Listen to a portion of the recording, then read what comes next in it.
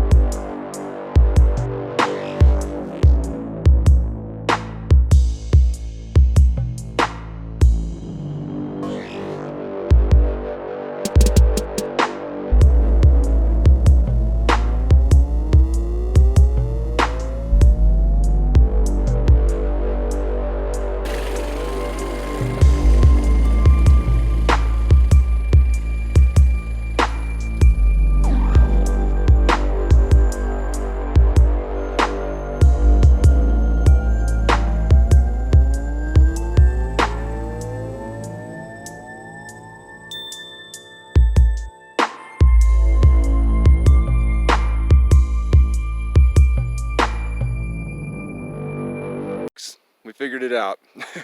I got about halfway back down 260. Actually, I don't know how far I am.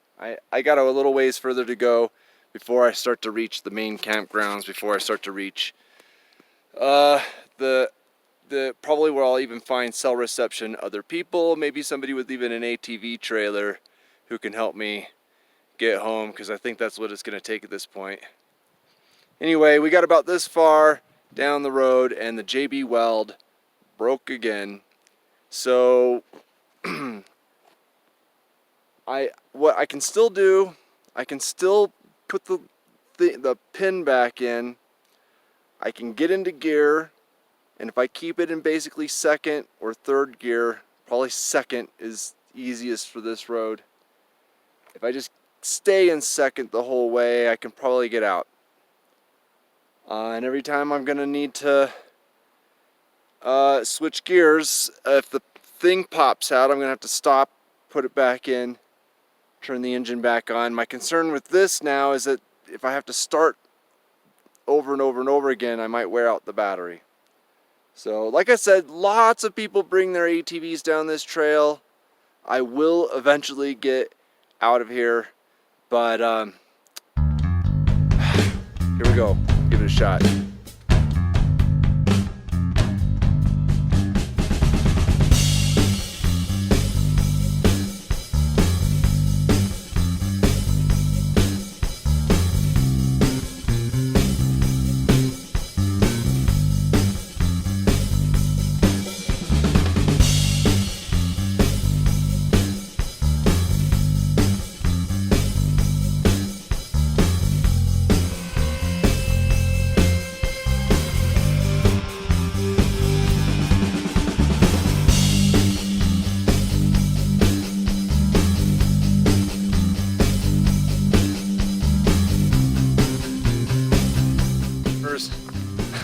I actually finally made it out of the Grand Mesa National Forest, and I'm on my way. I'm back on paved road.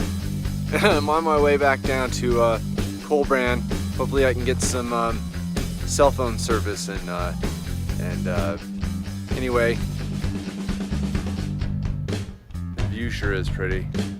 Alright, every time I come out this way on V Road, I pass this crazy mound of dirt. I've always wanted to know exactly what it is. And after doing some studying, that, my friends, may actually be beach sand from when Colorado, hundreds of millions of years ago, used to be coastline.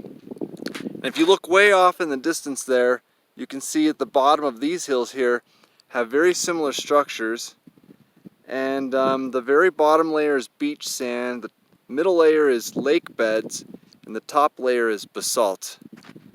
Fun stuff. Let's go take a walk around this thing, man. I want to bring you with me, because this is probably one of the most interesting areas. Because, I mean, I just left, I don't know, about 20 miles ago. Lots of tall trees, lakes, beautiful flowers everywhere. And now look at this. This is like high desert brush. You would think I was in Nevada or something, except for the mountains in the background. And then you got this thing. You know, I don't know where you're gonna find anything like this other than in Colorado. All right, let's go up here and see what's over here. Look at that thing. So actually what's keeping this sand here is this layer of basalt, if I'm correct about what I'm seeing here. So this top layer here is basalt, and it's sitting on top of the beach sand. Now basalt was lava that got thrown out from the caldera that is over here. This is pretty much all Battlement Mesa. And look at these colors. Look at this. It's just crazy over here. You can see all the different layers.